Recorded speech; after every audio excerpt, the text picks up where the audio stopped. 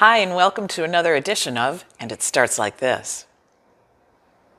Lynne Rae Perkins brings us our book today. It's called Violet and Jobie in the Wild. Here's chapter 1. The Cheese Game. The snap of the cheese game was frightening, if you weren't expecting it. Or even if you were. Violet and Jobie stuffed tissue into their ears. Together they lifted the snapping pole, then moved into their assigned places. Jobie crouching in front, Violet reaching up behind him. "It's going to jump," said Jobie over his shoulder. His words were muffled by the tissue, but Violet knew what he was saying. He said the same thing every time.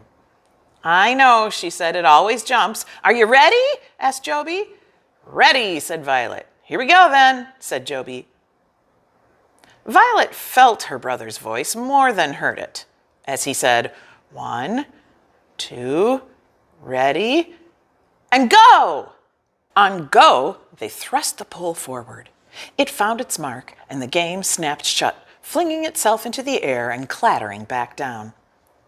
Even with the tissue, Violet and Jobie flinched at the sound and the jumpiness of it. They covered their faces and turned away to protect themselves from the snapping pole, which flung itself even wilder and higher. You never knew where it would come back down, and it was pointy.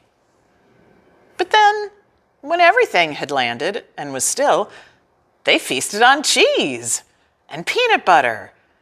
They were both this time. It was a rich, salty, creamy combo. Violet looked around as she nibbled. They were in a box, which is a small room of sorts. It had been tricky to get the snapping pole inside.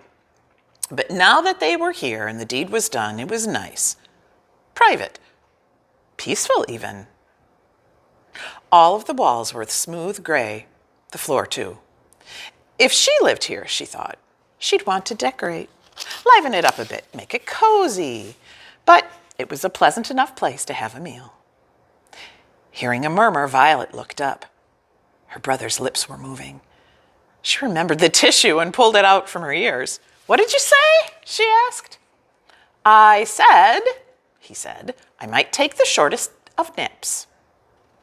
He had already slumped down along the wall into a semi-reclining position, and then he yawned, which made Violet yawn too. "I know what you mean," she said. "I think it's the cheese. It always makes me sleepy." Violet yawned again.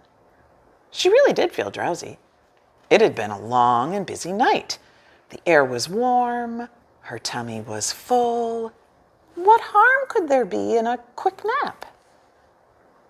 She looked around the dimly lit room. It really was bare, so modern. There was no bedding material to speak of. Oh well. She would just rest her eyes for a few minutes and then head back to the comfy nest. Jobie's first snores began to float across the room in soft, cloud-like bursts, and Violet smiled to herself. It was a nice lullaby, she thought. She awoke hours later. Daylight was finding its way into the box, and it looked like the morning after a party when no one has cleaned up. Crumbs of cheese were scattered everywhere. She picked one up and ate it. Still good. As she reached for another, a wave of air swept down on her from above, and then everything went dark. Violet looked up. The room, which had been open on top, now had a ceiling. In other words, a lid, which is to say, they were trapped.